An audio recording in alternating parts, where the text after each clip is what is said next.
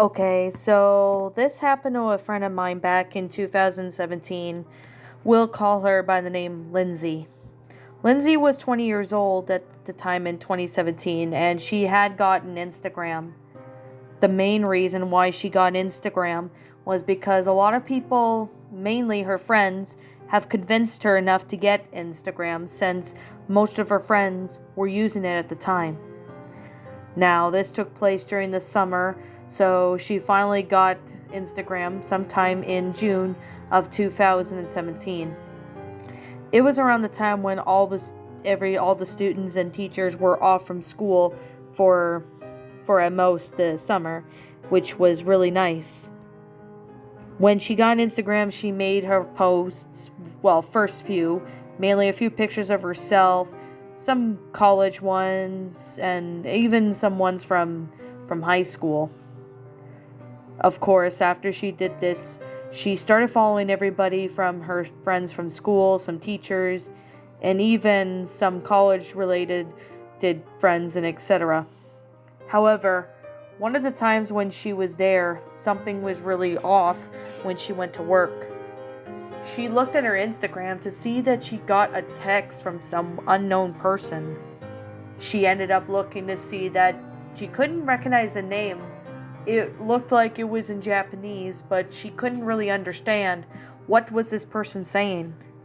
This person obviously said stuff like, "Hi, how are you?" in Japanese. Of course, Lindsay ended up messaging them saying, "I'm sorry, I don't speak Japanese. Can you please speak in English?" The English text comes up and says, "Hey there, Lindsay. I found you through a mutual friend, and I thought we would like to get to know each other." Lindsay ended up starting texting this person, not sure of what his name was. When she asked him for his real name, he refused to give it out for some reason. Now, normally that would sound pretty odd and pretty much suspicious and off, but Lindsay didn't even think of it at the time. She ended up thinking the person was maybe uncomfortable with giving out their name, to which she respected. However, that was when something began to go wrong. It was around a few days when she started texting this one person that she had no idea who he was or anything. As she was starting to text him all sorts of things, it wasn't until he asked her about where her address is. That was when Lindsay got very uncomfortable and told him no and that she was not comfortable with it. However, though that didn't become the case, and she ended up telling him to stop, which he ended up keep texting her over and over again. But that is when she ended up deciding to block the account, and she ended up leaving at that. However, it wasn't until maybe a few months later when this happened again. Only this time this was in September, and it was at the same name. However, it was an alt account saying, "Why did you block me months ago?"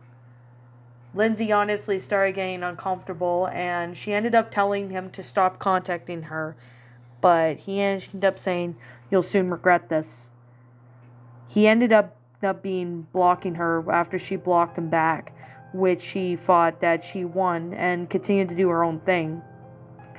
However, it wasn't until maybe at least a day or two later when she came back from college, mainly for the Thanksgiving break. However, when she entered her house, she saw that her house was completely trashed.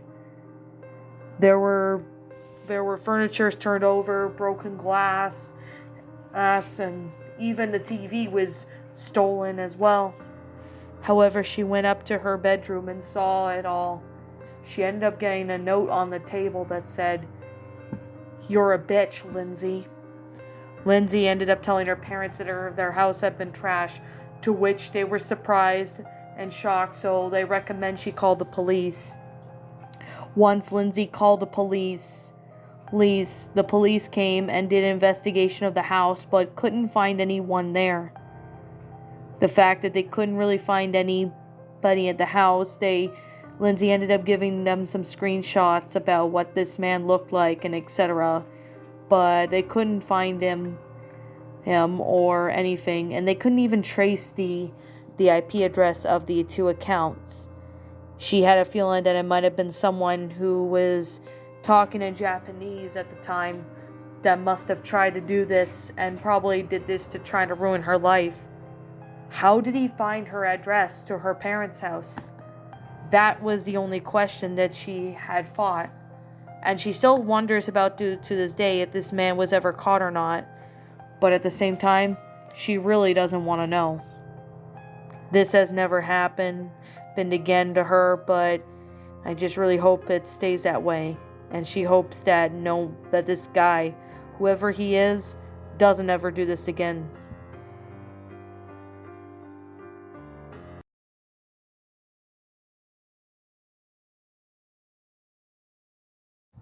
Now, for a bit of context, this actually happened somewhere where in Wyoming to a friend of mine who happened to be living there back in 2018. His name was Aiden, and he was a father of 2 kids. His youngest daughter was about to turn 5, and his other older daughter was 8 years old. Now, his youngest daughter's birthday was coming up, so he was on Instagram looking at trying to find ways to have a birthday party for her. Obviously, this was somewhere in late spring, so it was sometime around late May when this took place. When Aiden was on Facebook a few times, some of his friends suggested to look on Instagram for any clowns that may be performing. This is when things were getting really off, but however though, he was on Instagram doing his own thing, and he did message a few people to come to the party. However though, while he was on Instagram, there was this one clown dude who happened to be the name of Joseph.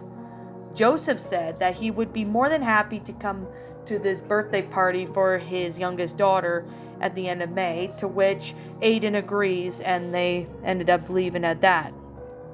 However, though, this clown Joseph never came to the birthday party, but another clown did, who happened to be his wife's best friend, who happened to be doing birthday parties for kids ever since he was in high school. Mainly he did that for freelance, but however, it was a little source of income at the time.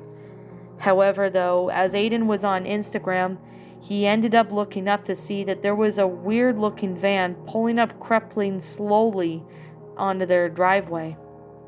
This obviously didn't look like any vehicle he recognized, but the license plate at the front was duct tape. He ended up getting a photo, though, and ended up showing it to some people on Instagram, and they said they never recognized who it was. However, though, Joseph's Instagram page was then taken down, which obviously Aiden didn't understand why. But however, what's something really odd was that at least sometime around late at night, 2 police officers came knocking at Aiden's door. This was around 10:30 at night when his kids just went to bed, and when Aiden walked over and opened the door, 2 police officers decided to take his statement, and it was honestly revealed that there was this man whose name was Joseph had been having a stolen van with the words "free candy" on the sides to try and lure kids into his vehicle and steal them. This was common practice as well for human trafficking, which was honestly something that Aiden had no idea what this Joseph guy was capable of until that was revealed. He honestly had no idea how this Joseph guy managed to get his IP address from Instagram and managed to track down his house. He had a feeling that it might have been Joseph in that van, but he has no idea. After that statement was taken, Aiden and his family moved out of Wyoming about 2 months later, and now they're living in Nebraska, as they couldn't really stand the paranoia of being watched. Nothing like this has happened since, and he hopes it stays that way.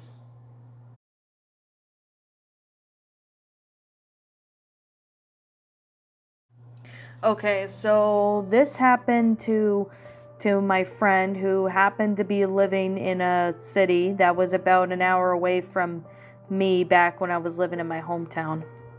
Her name was Megan, and she was about 17 when this took place. Megan had finally got Instagram back in 2016, as a lot of her friends had have it, and she'd been wanting Instagram for quite a while. But unfortunately, her parents were strict on her having social media, but finally she was able to get it at the age of 15. With some conditions like only add people she knows, don't add any random people that she didn't know, etc. Megan seems to be following the rules, and she was very smart to know who she knew and didn't know. However, though, she was talking to one of her friends on Instagram named Bonnie, who she happened to be best friends with since kindergarten. Bonnie and her got along just fine, and they do talk from time to time. However, something really off happened one of the Instagram calls. Now, this was when things got really off. However, but before we get to that, this is when things started to get pretty hairy. Megan was talking with Bonnie, and Bonnie was in the living room, and she was basically near the back door when she said she was home alone, and basically she said that she got hooked together with her new boyfriend. I don't remember the name of the boyfriend that Megan said, but I think his name was Jim, but I could be wrong. Bonnie was saying that Megan could consider dating, but this was around the time when Megan was just focused on school, and this was just before they graduated from high school. I think this was sometime in April, but I can't exactly remember for when it took place in April, but it was somewhere around April of 2016. Megan and Bonnie still chatted for a while, asking certain questions about college courses and guys and what they want to do after high school, etc. However, as they were talking, Bonnie said that she was going to go and get to the bathroom, so she left her phone there for a little while, facing the back door. As there was a phone holder there, that's where Bonnie put her phone. Now, Megan's mom had came home with dinner, so Megan ended up getting her dinner and came back waiting for Bonnie. Bonnie was still in the bathroom though, so she considered that Bonnie might have been having the runs or something.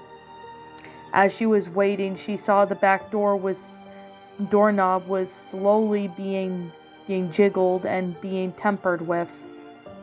Obviously, Megan thought that this could have been maybe someone trying to prank her, like her brother coming in for the back just to scare Bonnie, or possibly maybe be her dad forgot the house keys and decided to go and look and get another one, but end up going for the back. This was getting really weird, as nothing like this has ever happened before, but of course something was really off. Now Bonnie was still nowhere to be found, and this was honestly getting really uncomfortable for Megan.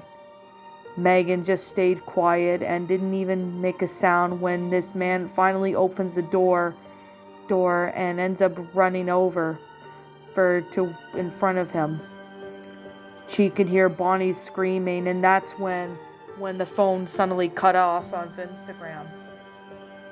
Megan honestly felt heartbroken, but also worried about her friend. She ended up telling her mother on Instagram about it, and that's when they called the police. However, it did take the police a little bit to get there, but once they took Megan's statement, they sent a couple cops and couple officers over to Bonnie's house. It turns out that Bonnie was assaulted and violated in many ways.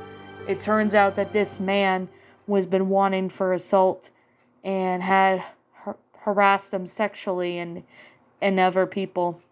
It turns out that he was a stalker of Bonnie on Instagram and had been stalking her for the last few months. Bonnie is okay, but she has now suffered from PTSD, and it honestly really puts her in a bad state. Megan honestly feels bad that Bonnie had to go through all that, but if Bonnie never was in the bathroom, it honestly could have saved her life if she yelled out to Bonnie that someone was there. Nothing like this has ever happened since, but Bonnie never used Instagram after that. Megan is still friends with her to this day, but of course Bonnie and her family moved at least a few months later, as they couldn't handle the constant paranoia of the fact that Bonnie and her family were being watched.